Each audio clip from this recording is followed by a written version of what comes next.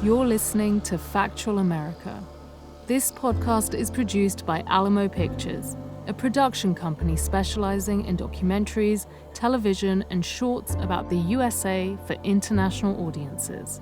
Subscribe to our mailing list or follow us on Instagram and Twitter at Alamo Pictures to be the first to hear about new productions, festivals we're attending, and how to connect with our team. Our homepage is alamopictures.co.uk. And now, enjoy Factual America with our host, Matthew Sherwood. Welcome to Factual America, a podcast that explores the themes that make America unique through the lens of documentary filmmaking. I'm your host, Matthew Sherwood, and every 2 weeks it is my pleasure to interview documentary filmmakers and subject matter experts. And we're coming to you from Spiritland Studios here in King's Cross, London, England. And today's topic is factory farming. Now, this is not the first time we've discussed this, but we're going to sort of narrow in on an aspect of factory farming and looking at the growing global appetite for meat and what this means for the humane treatment of animals and what it also means for our environment and health. And our guest today is Phil Brooke.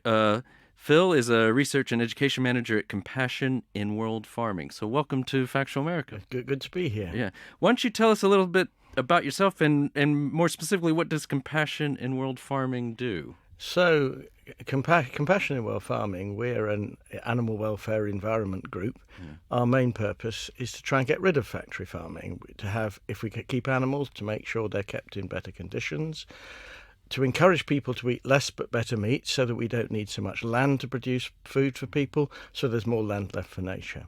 Okay, very good. Now, what we usually do is we ask our guests to choose a film, but that was done for you and me both. Made it easier, we didn't yeah.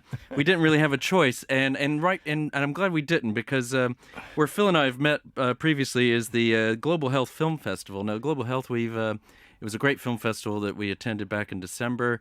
We've already had at least one podcast that from that interview with the director and producer of Soilism, which is a film that I would say dovetails really nicely with this one. I don't know if you've had a chance to see it yet, Phil. But while we were there, we saw this film, Eating Animals. It's 2018. The director is Christopher Quinn. You might know him mainly for his film God Grew Tired of Us, which came out in 2006. As a Grand Jury Prize and Audience Award at Sundance. Best Documentary at Deauville. It's narrated by Natalie Portman and based on the best-selling book by Jonathan Safran Froer from 2009. Now, I want to give a shout-out at this point, and then we'll quickly get to Phil and let him do the talking. A shout-out to Chris Quinn and Simone Friedman of the EGF Philanthropies. Chris, obviously the director, and Simone, who works for her family's philanthropic organization and supporting the Impact campaign for eating animals, and generally they promote sustainable food causes. Now, I just wanted to say thank you so much. They were so generous with their time at the film festival, chatting with me and our producer Emmett Glenn, and also a big shout out to Jerry McHugh at the Global Health Film Festival, who very nicely made them accessible to us, and so we're forever indebted to you as well. So, eating animals. Phil, what's Eating Animals about? So it's about factory farming. It's about the history of factory farming, how it came about. It's about the impact it has on the welfare of animals, the livelihoods of farmers who get stuck into debt. It's about the pollution caused by it going into the rivers and killing all the fish. It's about its effect on the spread of disease, the requirement for antibiotics, which are used, and then therefore for the antibiotic resistance that means our drugs won't work. So it's all the impact of factory farming. Now, before we get more into the discussion of factory farming, I just say it's a lovely film. I think it's a very powerful film. It's had certainly an impact on my life and my family's life already. And I also want to thank Phil, because when we're discussing what clips to show, my predilection is to go for the really beautiful shots that Chris has done of the prairies of the United States and everything, and Phil's narrowing in on the footage that shows us the horrific conditions and talks a lot about the reality and what's going on with factory farming. But before looking at a clip, I mean, maybe just the basics, because believe it or not, I think there probably some of our listeners may not even really know what factory farming is. So factory farming is a paradigm, makes it rather difficult to describe in a few words, but you know what it is when you see it. So it tends to be very large scale, so lots of animals are kept. It tends to be confinement agriculture, so the animals are commonly in cages or overcrowded in sheds, or have been bred to grow incredibly fast and productive, like they're cogs in a machine, rather than sentient animals that matter to themselves.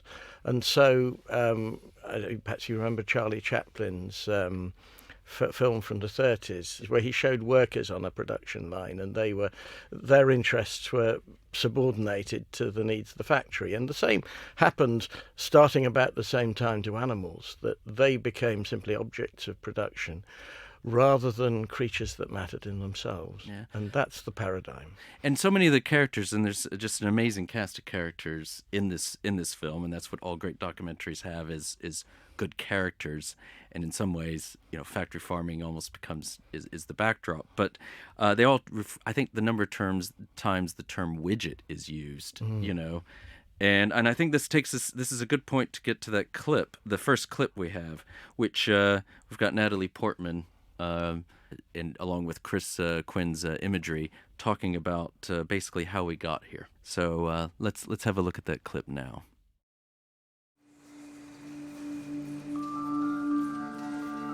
You come across these masterpieces. Steel, plastic, rotating wheels.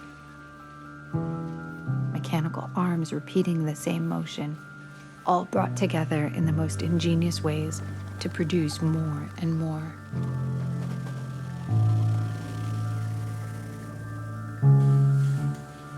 Is this efficiency? You once farmed independently with sweat and labor, love and tedium, and it was satisfying. Now you go into debt, turn on the machines, take orders from central command. But you are efficient. That's why you do it. You and your machines are feeding the world. You are giving people what they want. You want this world. You want efficiency. You don't want to put anyone out of business. Nobody ever got the idea, wouldn't it be really cool if we raised millions of animals under really hideous conditions and gave them short, miserable, and painful lives? By the way, we would also pollute our waterways and deplete our topsoils. Wouldn't that really be a great way of doing business? There was never sort of some evil genius whose idea was to create a world that was like that. It's a place that we got to step by step. And we're going, how did we get here? The United Nations released a report. It was over 400 pages. It's called Livestock's Long Shadow. And in this report, they said whatever environmental issue you're looking at, water pollution, air pollution, climate change, raising animals for food, are one of the top 2 or 3 contributors. It causes somewhere between 14% and more than half of all climate change. And so now we're at this point where it's a question of how do we go somewhere else? So, Phil, I think that's it was really hard to settle on 2 or 3 clips to show, because I think the whole film, I think scene after scene is all very powerful. But I think that's a very good clip to show us, sort of looking back how we got here. And I have some questions. Is this a uniquely American phenomenon? No, factory farming has spread across the world. In Britain it took off immediately after the Second World War, when the object was to to feed people as much animal protein as possible at a time when they thought that's what was good for people. And hens got put into cages, chickens got bred to grow a bit faster and faster still, and so forth. Sows, female pigs got put into sow stalls and farrowing crates, and it was a gradual process. So when I was growing up in the 60s and 70s, most of our eggs by then were produced in battery cages. Globally, if you look at chickens, the fast-growing chicken strains are used throughout the world, so you'll have that kind of intensive farming everywhere. Oh my goodness. And so, as you say, it's not just the US, it's not just the UK, it's Europe, it's made inroads everywhere. Yeah, especially with pigs and chickens, yeah. You know, we see, I think even in that clip, or there are other clips we'll see, and we will see examples of how this form of farming is inherently cruel and inhumane to animals. I mean, but weren't... Well, let's maybe I can play a little devil's advocate. I mean, not all farmers were just humane with their animals before factory farming kicked in? I mean, is this part of the nature of farming animals, or is this something, or are we seeing something different with factory farming that you didn't see before? I mean, what's become clear with factory farming is that it isn't possible to keep the animals well. So however conscientious the workmen, however efficient they are, the animals don't get a good life. In fact, if they look after them better, they end up being able to keep them more crowded, which isn't in the animals' interests at all. Whereas if you've got a more traditional farm or a modern free-range farm, there is the opportunity for the animals to have a good life. They still have to be managed well by stock people who care about them for the potential for good welfare in those systems to happen. But this is one of our key ideas, is welfare potential. We need systems that have the opportunity to be good. But we mustn't kid ourselves. Yes, you can always run a good farm badly. Yeah. And so I think this gets to a point where you, what is Compassionate World Farming and others? What are you trying to do about, as you said, your stated aim is to end factory farming. So what are the appropriate methods of raising awareness and bringing about this change? So obviously we go to the public, we provide educational materials, we go to journalists, we go undercover, we show the results of what's happening in factory farming. And we use that also to talk to politicians, to run campaigns, to get forms of factory farming banned. So if you take the British example, back in the 80s, we got the veal crate banned. That's a cage in which small male dairy calves were kept, which they couldn't turn round, and they were in the dark, and they were kept on a low iron diet to keep them anemic, so their flesh was white. A pooling system, which was banned in Britain from 1990. We then got the sow stall bans in the States. I think you call that the gestation crate, where the pregnant sow is kept permanently in a cage she can't turn round in until she gives birth, when she goes into another one called a farrowing crate. Well, we have farrowing crates, but we got rid of the sow stall in Britain in 1999. Okay. Then the campaigns went more European, and in 1999 we got a ban announced on the battery cage throughout the EU, which came into play from 2012. We got the sow stall restricted, we got the veal crate banned throughout Europe. So there's a range of results we had through legislation. Other ways we try and work, and this has been very successfully shown in the States by animal protection groups over there, which is to go to the supermarkets, to go to the food businesses and persuade them they can do things quicker. They don't have to wait for legislation, and they care about what their public thinks about their record. And very commonly, if they have better treatment of animals, it doesn't make a huge difference to the cost of the food they're producing. So you've got in the States the top 25 retailers who are now going to go cage-free by 25. In the UK, the top 10 are going to go cage-free by 2025. And you find the same similar in many supermarkets across Europe, Australia, New Zealand, South Africa, that these are changes made by food businesses. In the Netherlands, their supermarkets don't only sell slow-growing chickens now, which means they use a third of the antibiotics they used to use. So these are the kinds of way that we and other animal welfare groups have managed to get change and continue to try to move for change, to get animals treated better and a more environmentally friendly form of farming. Yeah, I think that's a very good point. As someone who now, I've lived in the UK for a while now, I remember, I forget exactly what the year was, but all of a sudden the whole thing about caged hens and eggs hit the press quite big, and you can't even go into the most discount. I mean, it's hard to find caged hen, eggs laid by caged hens. Almost all of them now are free range. I mean, in British supermarkets, that's true. Yeah. You had to look at the bottom shelf for some of them to find the cheap caged eggs in some of the supermarkets, and they're phasing them out. Yeah. No, that's right. Across Europe, there are a lot of barn eggs, but again, half the eggs in Europe, it's getting towards half, are now cage-free. And in the UK, it would be 2/3 of our hens would by now be cage-free. Okay. And I think, as you said, because we talked at the festival, and before going on to this recording, is that, and I've now been keeping an eye out for. I know this is very UK specific, but when I go to the supermarket, places I didn't think I'd be able to find stuff where it was free range or outdoor bred pork, or I think in the States what we call grass-fed beef, but sometimes you have to read the fine print, depending, but even your discount retail supermarkets all the way to your more higher end are offering alternatives. And here in the UK, you've got the RSPCA who's putting its stamp of approval and things. So I've noticed the eggs we're getting now all have an RSPCA stamp on them, and a lot of the meats that my family are consuming have that stamp as well. So I think we're going to talk a little bit more about this as we later in the podcast, as we talk about how quickly this is changing. Is it changing fast enough?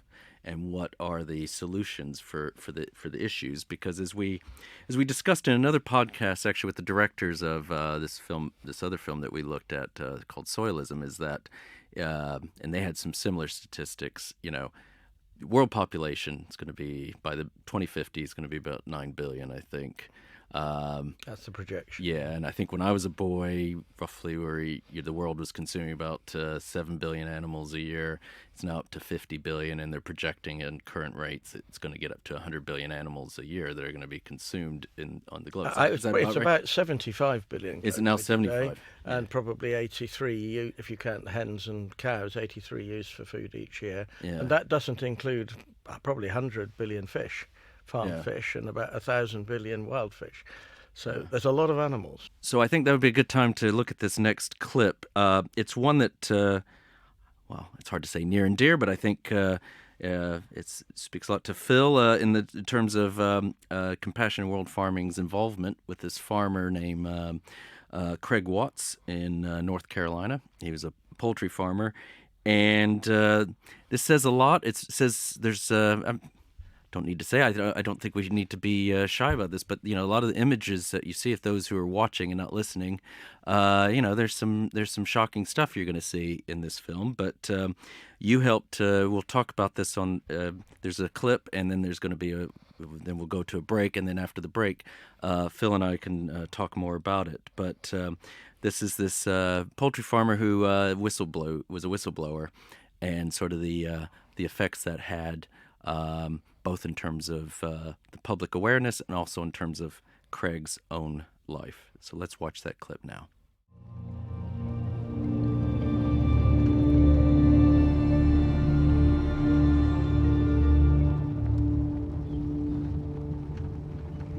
It just builds over 20-some years. I mean, you just get to a point where, everybody's got that point. And I just hit mine watching that Purdue commercial. My dad always taught us one line, that is do the right thing. And we're doing the right thing. And we're transparent. He wants the public to believe that that's a normal farm. I might not be a lot of things, but I'm not a liar.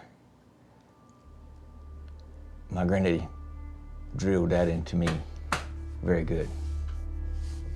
He always said, you know, tell the truth no matter how bad it hurts.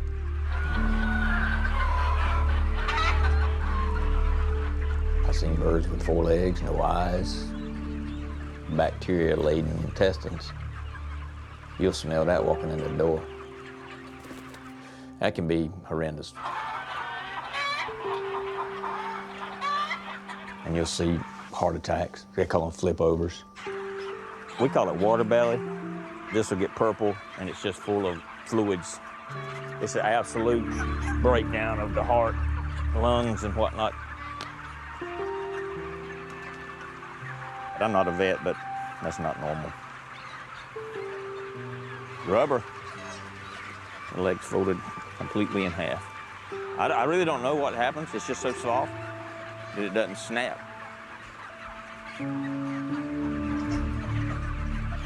You run into a lot of these that can't get up. You can hear respiratory in this one really bad. Can you hear it?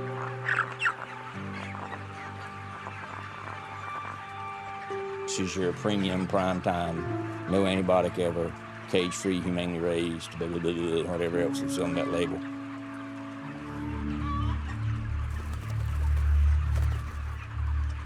You know, I mean, I took pictures. I cut the birds open, told them what it was, sent it. Nobody came. If you want the egg to hatch, you have to leave it in there with the chicken. If Craig had come to me first and said, I want to be a whistleblower, I want to tell the truth about what's happening on these farms, I would not have said, get a camera and start videotaping, because the risk would have been too high. We've been around for 37 years and represented very high-profile whistleblowers, and we know what happens. You're probably just going to get your ass handed to you by the corporation. It's not just like you can come up to these giants and throw stones and say bad things about them and expect not to have some sort of retaliation. There's a brand that's at stake, and they definitely want to fight for that.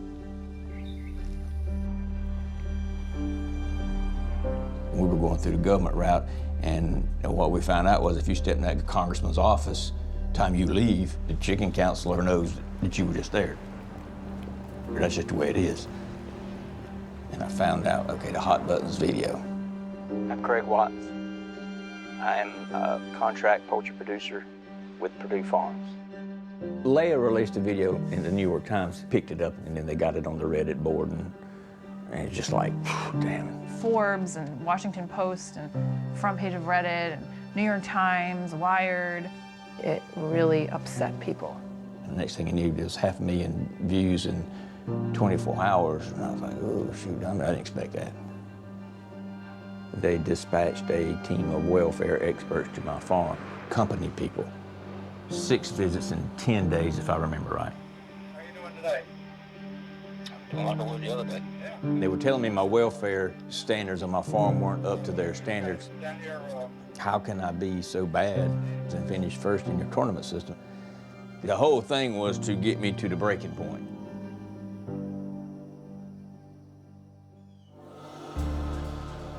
You're listening to Factual America. Subscribe to our mailing list or follow us on Instagram and Twitter at Alamo Pictures to keep up to date with new releases and upcoming shows. Check out the show notes to learn more about the program, our guests, and the team behind the production. And now, back to Factual America. Welcome back to Factual America. So you've just had a break, listeners, but before that we saw a clip about this video that Compassionate World Farming posted that went viral. So can you tell us a little something about what your colleagues in the States were doing and how this all happened and sort of the impact that had? So I don't get to have the full story, but I know Leah Garces, who was our CEO at the time, met Craig Watts, and to cut a long story short, gave him a video camera to film what was going on in his sheds. I remember at the time, because in the research department we were given the clips to look at and to work out what was going on and what the problems were. And they're the classic problems of chickens who have grown too fast, for their bodies to keep up. The circulatory and respiratory systems not keeping up, so they become completely exhausted, shattered, full of liquid, all of the problems of degenerative heart disease, chronic heart failure, and so forth, and problems which have been getting worse and worse as they have bred chickens to grow faster. And as we heard earlier, this wasn't intentional, but if you grow an animal to grow faster and faster, other things give. Their joints don't keep up, so they end up lame. Their hearts don't keep up, so they end up with heart failure. They end up exhausted. They end up less able to cope with disease. All of these are side effects of trying to produce a cheaper chicken. And the chickens are suffering as a result. The farmers are suffering because they're actually very much more difficult to manage, as you saw. And we looked at this, we checked it, the US team produced a script, we checked it, and it went out and it went viral. And suddenly people started caring about these things, and it's helped to drive a move by the chicken producers to perhaps come closer to us and our Better Chicken initiative, to suggest we should be producing slower growing chickens that can keep healthy. We should be giving a bit more space. We should be allowing them to have a life. I mean, I think for those of you who couldn't see you listened to the clip, and it's damning enough in terms of the audio that you've heard. But Craig at one point's bending a leg. It's like rubber. This chicken. I mean, these are probably now my new favorite character in a documentary of all time. It's right up there with Paul Brennan in Salesman, but is Frank Reese, the turkey whisperer that we have, and we'll have another clip that he's in. But I think doesn't he say he's basically a student of sort of the history of poultry and what used to happen and what happens now and what's been lost. But doesn't he give us if a human baby, or maybe it's in one of the narration pieces, if a human baby grew at the same rate as one of these chickens, they would be like at 2 months old, they'd be 600 pounds or something like that, isn't it? Yes, absolutely massive rate of growth, and that's right. And there are lots of great stories in this film. One of the nice things about it is they show positive sides as well. So we have Frank with his turkeys flying up into the trees and his free-range chickens. And we have the Nyman Ranch people with their free-range pigs and their cows, showing that there are examples based on looking after animals properly, where you can produce stuff for market, that for the people wanting to eat their less but better meat, that which is sustainable, is one of the answers. And again, it makes the film shows a range. One of the things I like most about the film is that it doesn't tell you what to believe. And it's interesting you raise that point, because I raised that point with the director when we were, not to name drop, but Chris Quinn at the after the screening, and he said the exact same thing. He didn't see a need to. He thought that the just letting the cameras roll, they just said enough. And it's really effective. So he has Bruce Friedrich, the vegan campaigner, on it. He has the people who are producing Beyond Meat, and the Just Eggs alternatives, and he has the high welfare farmers, and you can choose at the end of that, are you going to the better welfare meat route, or are you going to eat less or even go vegetarian or vegan? But it doesn't tell you what to do. It leaves you to experience the stories, to see what it's like, to see what the effect is on the environment, and to make your own choices about what you do better. I think that's a good point, because one of the yet another clip, and just highly recommend seeing this film, but in one clip that actually comes right after this one, for those who go and now watch it, they're still in eastern North Carolina, and one of the campaigners who's been looking at it from the environmental standpoint, and there's this guy who got into the game because he used to go fishing, and he's finding his fish were starting to have scales on them, and he and his family were starting to develop these scales.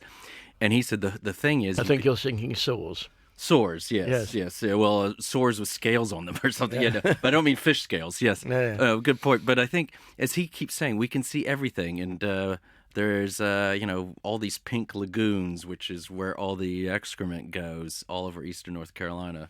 And I lived in North Carolina when all this was starting to take off. But he said the one thing we can't see is what's going on the inside.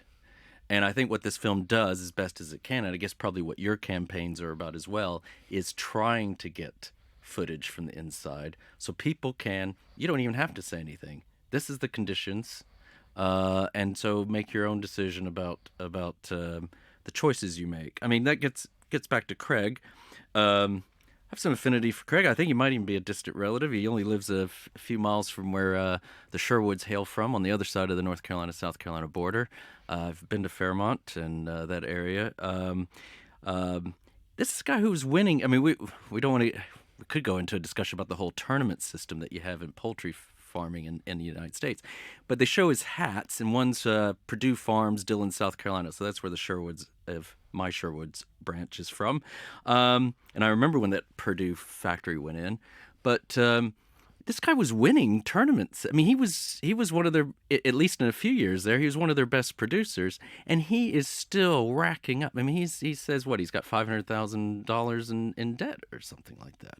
So as he said, it's not indentured servitude, because indentured servants don't have $500,000 in debt hanging around their neck. You know, so it's definitely much. If the poultry and the meat are widgets, these farmers are widgets as well. The farmers aren't getting a good deal out of this at all. Yeah. And one of the effects of factory farming, when you produce cheap meat, less money is going to rural communities. Yeah. We had the opposite thing happening in Britain, where some of the big integrated poultry producers, the egg producers, they told me, well, we're moving now towards free-range eggs. We closed down a battery farm with 250,000 hens in it. We signed contracts with 20 small farmers to keep 12,000 free-range hens. And the value of the egg market has gone up hugely. It's been a benefit to the industry, strangely a benefit for the retailers as well, because they take a margin of a higher value product. It means that people are paying the proper price of producing their food instead of rock bottom. And the rock bottom means that there's a price for the farmer, there's a price for the environment, there's a price for the animals that's not factored in. That this cheap food is very expensive for everybody else. And the thought that you get into all of this debt and you have to go on working harder and harder for less and less money, and you're never going to get out of that. That's, again, I'm sure nobody planned it that way. But it's very rough on the farmers as well as the animals, So does Compassionate World Farming, do you do anything to support Craig? Because he's now, as we find out, he's out of farming, well, at least out of poultry farming. Is there, do you know if there's anything that's done to help support some of these farmers that are in whistleblowers like this? Yeah, I mean, the answer to that question is I don't know. I know he's looking into growing legumes and stuff like that. But I would have to ask my colleagues whether that relationship continues. But yeah, because what I was going to get to is because it right together, because the clip before that one is another whistleblower. Yes. So a veterinarian scientist named Jim Keene, professor of veterinary epidemiology, and he works for the USDA. That's the United States Department of Agriculture, and he works at the Meat Animal Research Center, or DID, and he was a whistleblower. Now, we're not going to show the clip, and it's not because of exactly what it shows. We just don't have the time, to be honest, but I highly recommend looking at this. But that's when we saw you at the Global Health Film Festival, you said that was like, because I think you've seen all kinds of stuff in terms of footage and things like that, but that was one that really hit you. It came through. The chair at that time said, I noticed you blenched at this point, and the answer is a cruelty I hadn't come across, but basically they had, at the testing facility, they wanted to know which were the most... Well, they were testing the libido of their bulls. Most virile. The most virile. And to find out how what the libido of a bull is, they were tying up a heifer, a young cow, and seeing how many times he mounted her. And by this stage, they had half a dozen bulls in with her, and she simply collapsed under the weight. Her Achilles tendons were pulled. And that moment, I thought the excruciating agony that animal went through. But it's not just the immense cruelty of it. It's the lack of respect for the animal. I mean, how can it be right to treat an animal like that. Yeah, so essentially this heifer got raped to death, Yes. basically. And here's Jim, and he's just seen too much, and he whistleblows.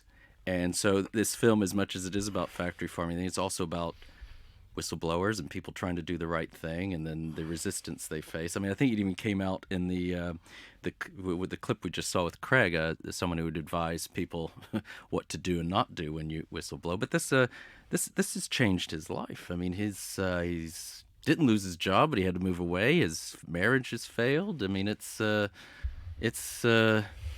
which says a lot about the power of this entrenched lobby that is the producers and the owners of this factory farm system.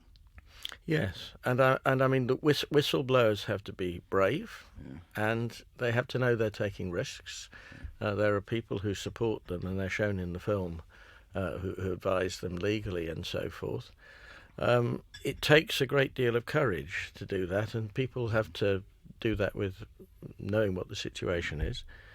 And we as a society need to respect whistleblowers because we need them. I think this takes us to, I mean, we've been talking a lot about animal welfare, and I think, and rightfully so, and that's certainly what your focus is. But I think even if that isn't enough, we know that there are threats in failing to act in terms of where this could all be headed.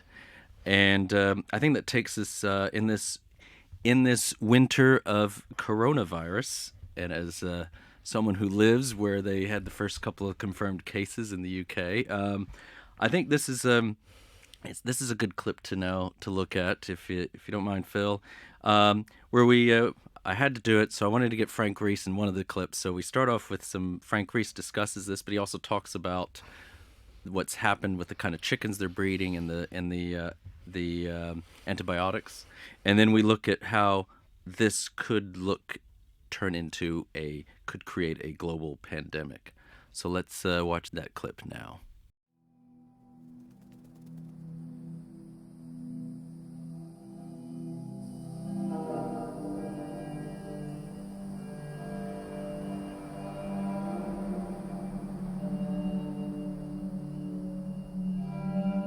I have done everything to bring those birds into existence. I have their parents, their grandparents. I've gathered the eggs, I set the eggs, I wash the eggs. I spend hours and days taking care of them as babies and months being with them in the pasture. Some of the lines I have here, this truly is the last time on Earth. I find my faith in doing what I do and the connection with the earth and with these animals a very religious experience. Holiness doesn't mean you do great things, it means you do small things with great love. When I was a kid, there was a true love of the aesthetics. I would go and I would visit the farmers that I knew. When you would look out over the field and you would see a flock of barred rocks, or you would see a flock of bourbon red turkeys. They would truly love the beauty of what they saw, of what they were doing. That is gone today in farming. There's no way you can love an animal that has been genetically engineered to die in 6 weeks.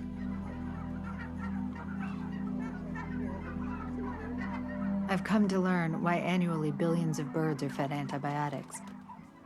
It's not that they're initially sick. It's so they can stand the filthy, overcrowded conditions they're raised in.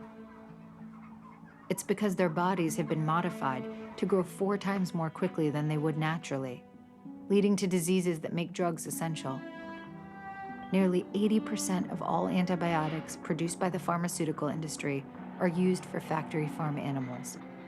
This constant flow of antibiotics is a vital artery of industrial farming, as essential as air or water to the factory farm system. And it has led to the birth of so-called superbugs. These bugs are already mutating to bypass the antibiotics designed to kill them. Tens of thousands of Americans now die annually from ailments once easily treated. The CAFO system, it's like a petri dish for resistant bacteria and flu viruses as well. It's a system that is just ripe for creating disease. Birds and waterfowl in particular are a melting pot for all these viruses. They come together, they mix and match. You can get H5N1, H1N7. What's changing things now is that the industrialized poultry industry is spreading across the world. So now we routinely raise birds in flocks of several million on a single site in close proximity. And it's very easy to get a buildup of pathogens that will go through the entire house in a matter of hours. The risk then comes that these viruses jump into humans. And that's when you get a human pandemic, and that's when we get worried about the likes of Spanish flu back in 1918. The 1918 pandemic was unlike most influenzas that attack the weak.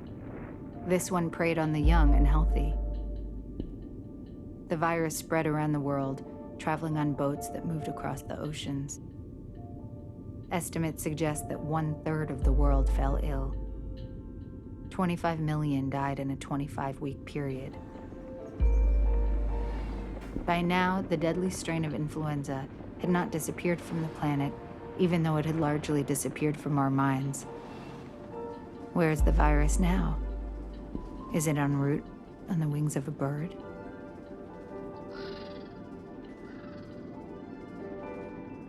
Imagine 2,500 cesspools like that cooking in the hot summer sun in eastern North Carolina. And if you don't expect something bad to come out of that, well, I got a bridge to sell you. This is now some of the filthiest floodwater ever seen in this country. In the mix, millions of gallons of concentrated hog manure. Worried about disease, state officials are shipping in portable incinerators. Sooner or later, it might be swine flu, it might be avian flu. Something bad's going to happen in America. Now, I'm not a scientist, but it takes an idiot not to realize that that's going to happen. That may be a rendering truck. We are creating the perfect storm. I mean, it's not if, it's when there's going to be another really dangerous flu virus. Okay, I think that's yet another very powerful clip, and there's a lot there.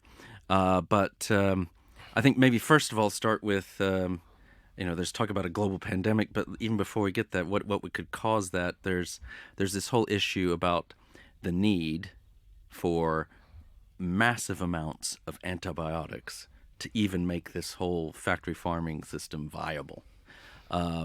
So Phil, what would you? I think you wanted to say something about that. Yes, it's a key issue that the use of antibiotics has been at a very high level. There have been major efforts more recently to reduce them with great difficulty, because these very fast-growing chickens are very given to diarrhea and other bacterial diseases, which make them ill.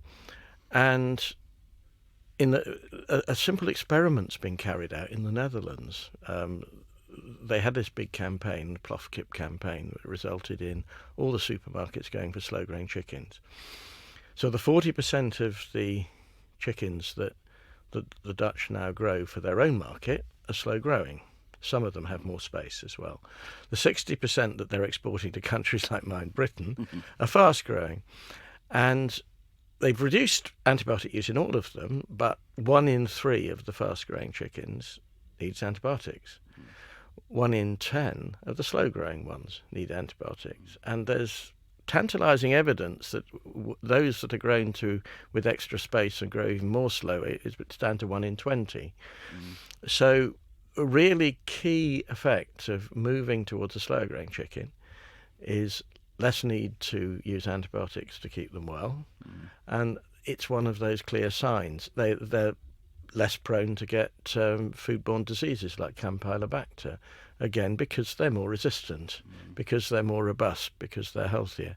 So that's one of the health aspects of factory farming, is it has depended on antibiotics.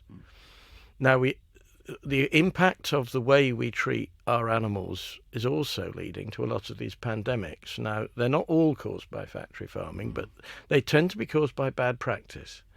So if we think of the coronavirus or SARS, which have recently come from China.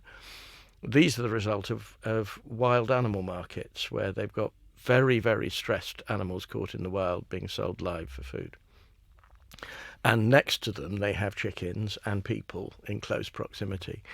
And it looks like both of these highly deadly viruses have slipped from the wild animals into birds. And so there was also a big bad case of Spanish flu at the end of the First World War that the film also goes on to talk about, where 50 million people, I believe, died, more than were killed in the First World War, at the end of the First World War, which are a result of a virus that had spread between chickens and pigs and people.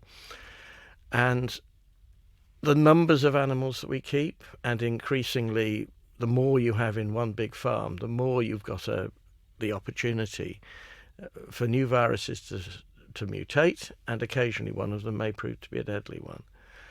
So the more animals we keep, the worse we keep them, the more at risk we are of more of these diseases. And if you ever want to go on, why should we keep fewer animals for meat and try and eat a more plant-based diet? It's not just because we're primates and that's what primates eat. It's not just because we want to look after the animals better. It's not just because we want to use less land for agriculture so we have some more for nature. But it's also that we want to reduce the risk of new viruses mutating, spreading, causing the kinds of problems that we're seeing at the moment. I think this gets to a very good point where we can maybe discuss about what are the realistic solutions, because it's easy enough for you and I mean, we're on the same page, I think, on this one. I mean, I know I'm still a meat eater. You've chosen not to be, but that's I think we're in agreement in terms of the way of this sort of thing. But what are the realistic solutions? Because we've got this global demographic, so we've already discussed it. The population is going to get up to, by 2050, is going to be about 9 billion people in the world. We've got this booming global demand for food, and increasingly, it's increasing more rapidly even for meat because of changing lifestyles and tastes in places like China and India. We have the entrenched interests that are going to fight this as best they can in terms of I think, as someone in this film referred to it, is it's very big, but big things can fall apart sometimes more easily than small things. And there is this threat to the future could be eventually a threat to the future of factory farming. And then I was talking about it last night with we were out to eat. So I'm being a lot more, I must say, astute about the things I buy, and I'm finding my grocery bill has definitely gone up. Now you could argue none of us were ever meant to spend only £3.50 or $5 for a chicken, but the reality is, if you want to stick to that sort of more humane diet and still eat animals, it is more expensive, and a lot of people don't have that. An extra $50 or pounds a week is a decent amount in terms of family budget. So, what do you think are the steps that need to be taken in keeping in mind what the demographics are showing, and the reality is we need to feed these 9 billion people in 2050? Well, firstly, if we want to feed 9 billion people, we need to be able to feed them on less land each. Yeah. And the quickest way to do that is to eat more plants, because every time you give plants to an animal, the animal loses 3/4 of the protein and possibly more than that of the energy in that conversion. So that's this helps with your financial state as well, because if you're buying a more expensive chicken, as somebody once said, well, if the chicken costs twice as much, we'll eat half as much. So in other words, if we're eating good plant foods in place of those and increasing those, which is better for our health anyway, that's going to deal with the cost. It's going to deal with how we can feed more people per acre. Ideally, you do that with a really good healthy mixture of fruit, vegetables and nuts. I think all the nutritionists would agree. If you can increase those, and by definition, if you do that, you'll be eating less meat unless you're overeating, then you're going to be healthier. Some people are going to want to choose to go down the route of these really clever plant-based meats. And we may I'm waiting for this to become commercial before I say this is definitely going to happen. But the cell-based agriculture has also got to have great potential at enabling us to feed more people per acre without being cruel to an animal and without having to use antibiotics and all of those things. So those are the kinds of routes. So you're persuading people to eat less but better. And so not every day or not every meal has to have meat in it. Or animal products, and then when you do have it, you make more of it. And you buy your chicken, you make sure you eat the whole chicken and don't leave bits of it, so you can make several meals out of it. So we need to go down that kind of route, and it's a healthier route, but it's a choice. Some people will choose not to do that. And that's the nature of a free society. Well, indeed, and thank goodness we're in a free society, but at the same time, I think humans are notorious. I once had a professor in a totally unrelated subject, but just basically said, I think it was in a marketing class, actually, who said, humans, we like to eat things that aren't good for us. We're not, so we can, I know I should be eating more higher plant-based diet. A lot of people know that, but, how do we... And I'm not talking about food taxes or anything like that, but how do we, how do you persuade people to change? I think you do so over a period of time. It helps if people know about the cruelties, but most people actually respond to feeling better about themselves for doing something better. And these things take time. I mean, I go back to the progress we've made with free-range eggs in Britain. When in the 70s, when I wanted to buy free-range eggs, I had to go to a health food shop. The supermarket sold white eggs and brown eggs, and the brown eggs were more expensive, but they came from the same kind of battery cage. And then one of the supermarkets, Sainsbury's, started to sell free-range eggs, and gradually 3% per year of the market switched. So now the majority of shell eggs sold in supermarkets, and all in some supermarkets, are cage-free at least, if not free-range.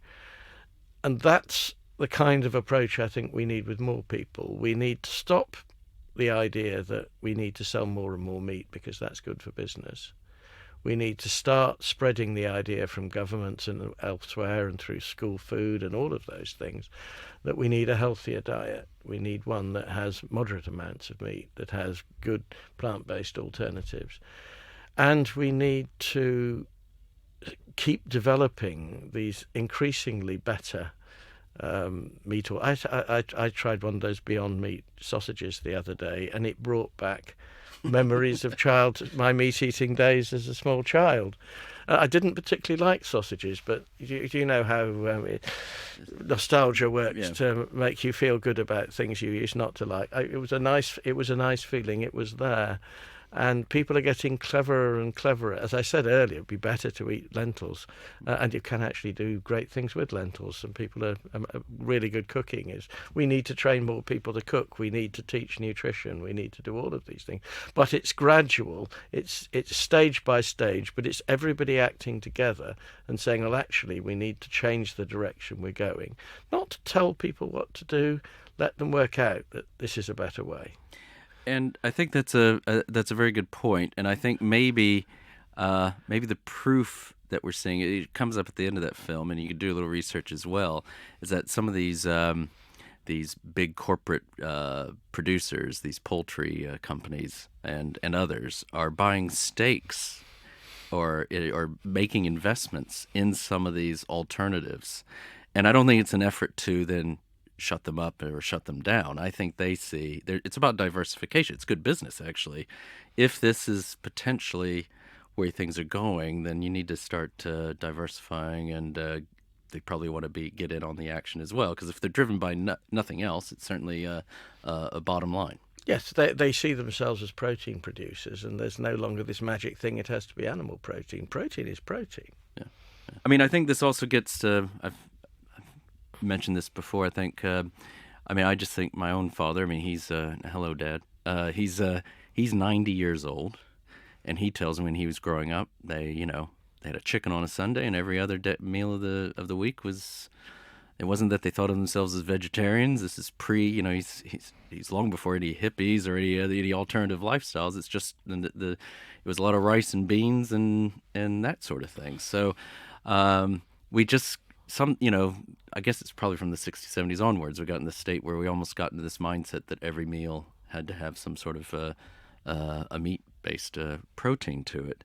And I think maybe we let Craig Watts, our poultry farmer in eastern North Carolina, have the last word when I think I'll paraphrase him when he says that every day we vote 3 times a day with what we choose to eat.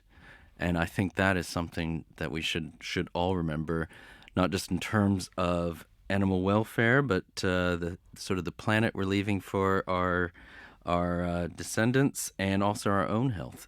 So, unfortunately, that's the end of our time, Phil. Got someone telling me that we've got to wrap up. So I want to thank you for coming onto the show.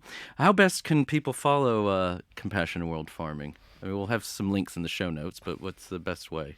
Well, you can get onto our website. You can ask me to join our email lists. And yes, browse and look or call. Or if you don't like the internet, ring in. Okay. Just to remind you that the film that we've been more than just served as a backdrop, but which we've been discussing, is Eating Animals, came out in 2018. Another shout out to Chris Quinn, the director, and Simone Friedman. And also Matt Hurd at Dartmouth Pictures here in the UK, who has the distribution rights. Thank you for providing us with the high-res film footage. And then to, again, the great hospitality here at Spiritland Studios. So please remember to like us and share us with your friends and family wherever you happen to listen or watch podcasts. If you have any feedback, we'd love to hear from you. If you have ideas for topics, guests to have on the show, or just want to put questions forward that you'd like to have asked and answered, do get in touch. And this is Factual America, signing off. You've been listening to Factual America. This podcast is produced by Alamo Pictures, specializing in documentaries, television, and shorts about the USA for international audiences. Head on down to the show notes for more information about today's episode, our guest, and the team behind the podcast. Subscribe to our mailing list or follow us on Instagram and Twitter at Alamo Pictures to be the first to hear about new productions, festivals we're attending, and to connect with our team. Our homepage is alamopictures.co.uk.